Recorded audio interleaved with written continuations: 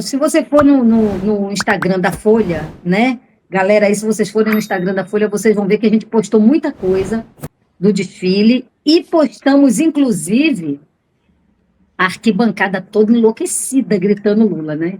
Todo mundo enlouquecido. O que você acha, hein, Rei? E Sara também, né? O que vocês acharam assim, do Lula ter ido? Porque teve aquela coisa, né, de uma parte da esquerda, o Lula não tinha nem que ir. Eu particularmente discordo. Acho que ele tinha que ter ido e acho que ele mandou muito bem em ter ido. E ficou até de manhã, viu, todas. E beijou a bandeira de todas. Né? O que vocês acharam? Tá, eu penso o seguinte, a ideia inicial era o Lula desfilar, não era? Era ele desfilar. Só que isso daí já me chamou um alerta, não só a minha, muita gente, de que, olha só, você está falando da Praça 11, um monte de prédio, um lugar aberto ali, para você ter um atentado é uma coisa bem plausível. Então já existia a preocupação dele estar num carro alegórico como destaque, ou seja, um alvo. Esse é um ponto, tá? Que eu acho que tem que se levantar. Que eu acho que por isso ele já não iria, tá? Assim, pelo menos se eu fosse a segurança dele, não deixaria ele ir. O outro ponto é o seguinte, ele não ir seria uma agressão à história dele, porque estavam contando a história dele. E assim, ele é presidente da República? Mas ele é um sujeito histórico, um cidadão. Tá? Você não está em período eleitoral ainda. Eu acho isso assim, campanha antecipada? Não, é uma homenagem. A homenagem a um grande homem. Tá? Então, entendo dessa forma. Agora, eu não sou jurista, eu não lido com direito eleitoral, não sou a pessoa para dar o palpite certo sobre isso. Ou seria apenas palpite. Eu acho que ele ficou no meio termo. Ele foi, prestigiou, como ele prestigiou na Bahia, como ele prestigiou em Pernambuco, como ele prestigiou no Rio de Janeiro, e como, assim, ele vem prestigiando todos os estados. Então, eu acho que ele se posicionou muito bem. Tá? Se ele ficasse num carro alegórico como destaque, além de virar um alvo, também aí, nesse caso, olha, forçou uma barra, talvez, porque se expôs, e se ele está lá num palco sendo filmado, em ano eleitoral poderiam dizer que seria uma propaganda. Então, acho que ele chegou no meio termo, respeitou a história dele da escola, a fazer homenagem e estar presencialmente, ter virado a noite na Sapucaí não é para qualquer um, quem já foi na Sapucaí.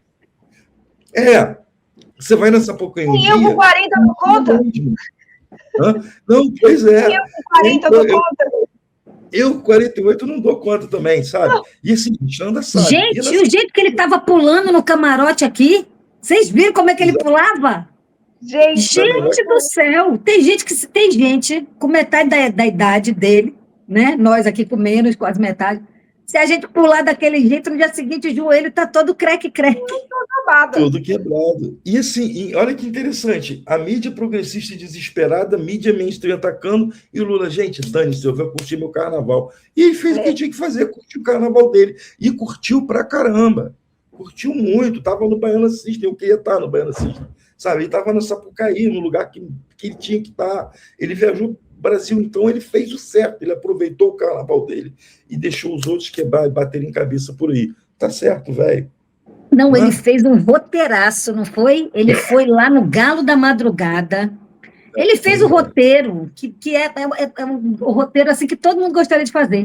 Foi no Galo, veio para cá, Baiana System, depois passou a noite na Sapucaí. Rapaz, e no dia seguinte está vindo para a Índia, gente. Pois é, se a Índia ainda assinar lá acordo, esse homem é demais. Exatamente. É uma força da natureza, gente. É um troço, é um negócio sério esse Lula.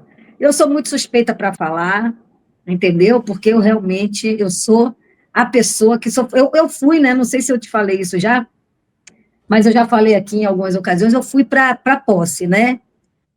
E na posse eu me pendurei numa árvore. Isso, para quem quiser ver, está lá no meu Instagram, xanda.fontes. Eu me pendurei numa árvore para poder ver ele passar, e a polícia mandando eu descer da árvore, eu dizendo que não ia descer, só depois que ele passasse, que o Lula passasse. E o povo embaixo, que tinha muita gente, o povo embaixo gritando, fica, para eu ficar na árvore. Um negócio. Então, eu sou desse tipo, entendeu? Eu sou assim, tiete mesmo, de Lula, desse tipo. Mas, assim, eu acho que ele mandou bem, entendeu? Na verdade, eu soube, né, que o Eduardo Paes, porque o Eduardo Paes estava com ele, né, no camarote ali junto.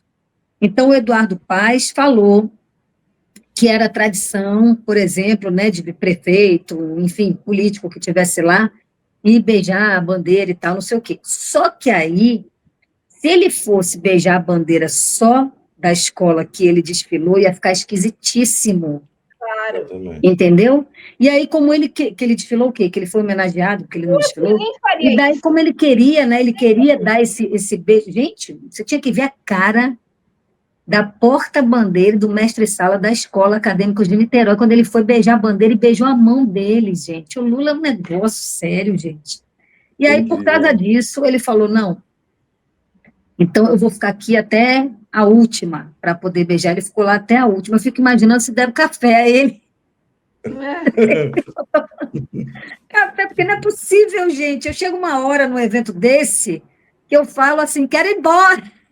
Não tem condição. Exatamente. Entendeu? Mas o Lula, ele tem que ser estudado, gente. Ele tem que ser estudado, ele é demais, né? Enfim, eu acredito, como vocês também, que nada vai acontecer, porque realmente não teve nada. Sim.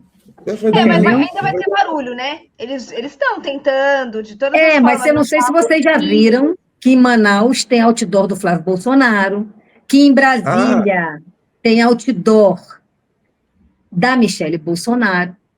Vocês já viram isso? Uhum. E que o Gilson Machado, o sanfoneiro piada lá de Pernambuco, é a vergonha de Pernambuco, é Gilson Machado, né? Estava distribuindo e colando adesivo do Flávio Bolsonaro. Então, assim, né? Isso é propaganda.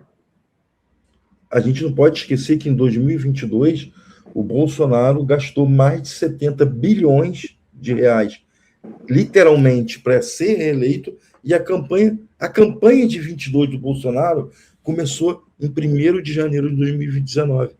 Foram 4 anos de campanha, tanto narrativa mesmo, discursiva, quanto financeira, financiando uma reeleição dele, ele não conseguiu. E nós vencemos. Assim, a gente lembra, estão falando que o Lula foi na Sapucaí. Vocês lembram que em 22 o Bolsonaro acabou com o ICMS para diminuir o preço da gasolina sem afetar os rentistas, né? E tentar se reeleger? Tirou dinheiro da educação, tirou dinheiro da saúde dos estados, que é o ICMS, e ninguém fala isso, sabe? Foram mais de 70 bilhões de dinheiro jogado fora para tentar reeleger aquele traste que hoje está preso, e querem falar que o presidente Lula está fazendo propaganda antecipada por receber uma homenagem. Então, assim, eu acho que existe uma hipocrisia, existe uma hipocrisia muito grande da mídia, a mesma mídia mainstream que foi atacada 4 anos consecutivamente do governo Bolsonaro, e foi atacada de forma violenta, tá? A Globo, que silenciou o desfile da Acadêmicos de Niterói, foi a mesma que teve cortes enormes do financiamento público, foi a mesma que era atacada cotidianamente por toda a base bolsonarista e que agora está fazendo propaganda para o Flávio Bolsonaro como se ele fosse alguma coisa perto do normal. A gente sabe que não é. Então mostra a hipocrisia. Esse carnaval caiu as máscaras, tá? Caiu as máscaras da mídia mainstream, dos liberais e da extrema-direita. Foi tudo muito didático, assim. É o que você falou do poder da semiótica, né? Quando a gente fala que a escola foi rebaixada, não é sobre nota, não é sobre posicionamento ali no carnaval, é sobre o que ficou a partir do que aconteceu ali, sabe? Por isso que eu acho que no começo eu estava falando isso, eu acho que fortaleceu o movimento. Não era campanha, era uma homenagem, era cultural, né? Mas isso fortaleceu, porque a história dele foi disseminada ali de uma forma incrível. Cultural, nesse carnaval, nesse feriado, que é tão importante para a gente como brasileiro. Então, o que ficou ali é algo que vai se sustentar. E acho que isso fortalece, de alguma forma. Gente, o que é muito impressionante é que o comentário é só da escola, não estão falando mais nada. Mais nada, de nenhuma outra escola. Exato, de estado nenhum. O carnaval foi o presidente Lula. Eles conseguiram dar uma ênfase absurda a essa questão do presidente Lula. É impressionante, cara. Assim, impressionante mesmo. Foi bom. E daqui a pouco, sabe o que vai acontecer? Vai ser um monte de crise aí no mundo, com tudo. Vão esquecer. Tá? No final das contas, o Lula está agora na Índia, fazendo parcerias comerciais altamente estratégicas. E o que eu acho mais simbólico de tudo, a Acadêmicos de Niterói mostrou que o principal líder do mundo, falou, o principal líder do mundo em soft power, tá? Só não é o principal líder do mundo porque não tem bombas atômicas no Brasil, mas o principal líder do mundo em soft power teve a história contada de um menino pobre que nasceu com um destino de morrer de fome, que migrou, que se tornou operário, que se tornou sindicalista e que se tornou não apenas presidente do Brasil, mas o principal líder hoje no mundo. Assim, essa escola contou essa história. E quando o Lula vai conversar, seja com Trump, com Macron, com Modi, com Xi, eles olham para o cara e falam, caramba, esse velho aí nasceu na pobreza, passou fome. E ele, olha quem esse cara é. Então, olha o tamanho do presidente Lula, assim. Olha o tamanho. Não adianta a Globo, não adianta a extrema-direita, nunca eles vão conseguir rebaixar o tamanho desse homem, assim. Então, ele saiu mais forte, como sempre. Assim, fico muito feliz com isso, sabe? Sinceramente. Somos três. Eu nem disfarço, eu já abro logo um sorriso. Não, eu não me aguento. Eu não me aguento, gente. Eu adoro o Lula, adoro. Não, e assim, a gente falou da escola, que é corajosa, de ninguém. Né? Mas o que a gente não pode deixar de lembrar também é o quanto ele mesmo é muito corajoso. Então, ele enfrenta Trump. Então, quando o Trump veio com aquelas palhaçadas de tarifaço, ele peitou com peito aberto, sabe, em pé, assim, né? Então, ele também tá peitando, quando ele vai na COP30, ele fala do que tem que falar. Quando ele foi um dos primeiros a falar sobre faixa de Gaza, né? Então, ele vai abrindo fronteiras, tá todo mundo meio temeroso, assuntos delicados, e ele fala. E como ele é respeitado e admirado, né?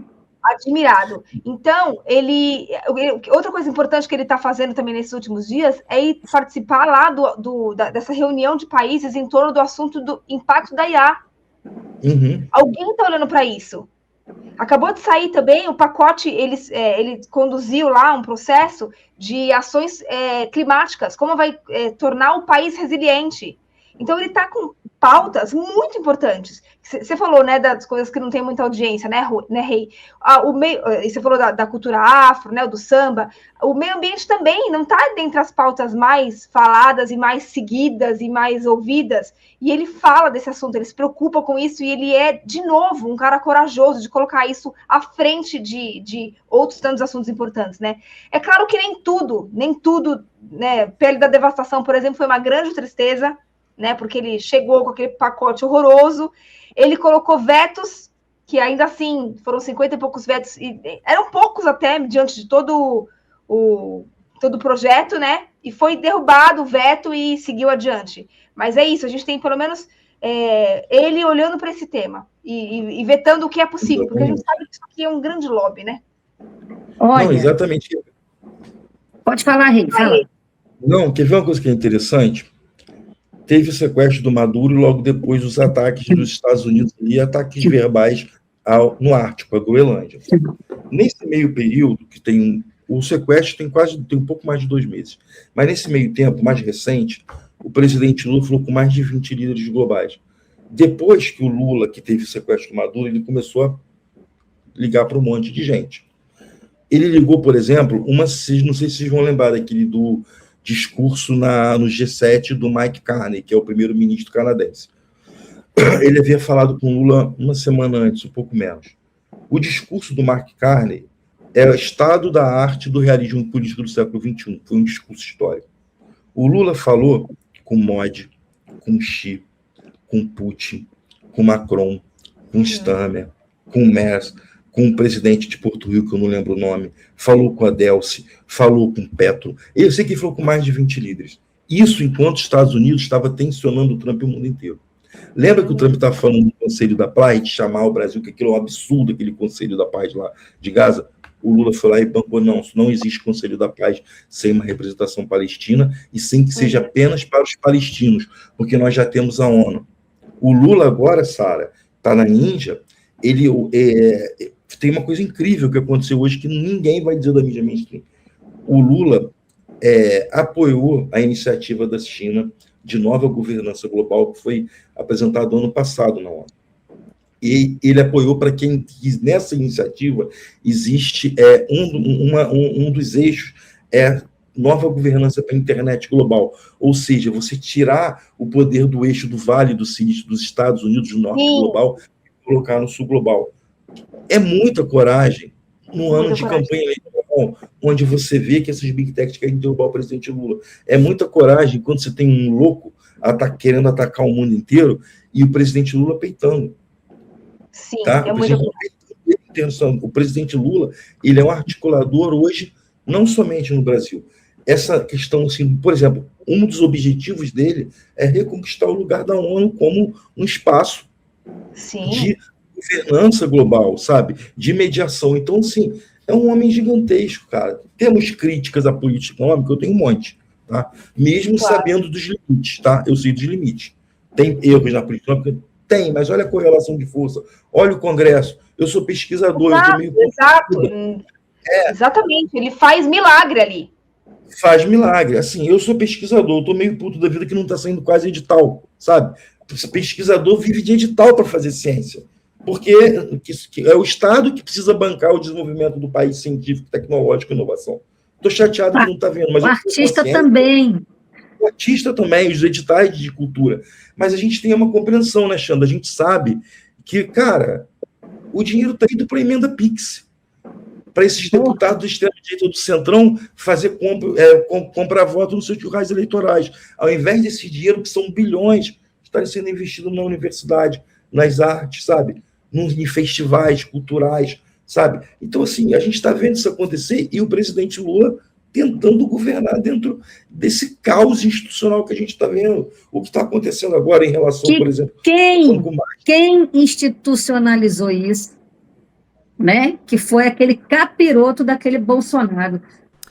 Fala, galera da Folha TV, não se esquece de se inscrever aqui no nosso canal para assistir programas como Folha Notícias Manhã, Folha Notícias Noite, o nosso Folha Entrevista e o nosso Barzinho das Meninas. Muitas coisas bacanas a gente acompanha por aqui e a gente precisa muito, muito do apoio de vocês para nosso trabalho jornalístico, investigativo, de curadoria de conteúdo, com vocês ajudando no nosso Pix, folhademocrata@gmail.com, ou mandando superchats, valeu demais, e os recursos financeiros, tornando-se membro do nosso canal, no nosso curso de jornalismo básico, para você ficar muito bem informado a respeito de tudo. Queridos e queridas, muito obrigado pela presença de todos vocês, vida longa e próspera. Cuidem-se, cuidem dos seus, e não esquece de se inscrever aqui na Folha TV. Até mais!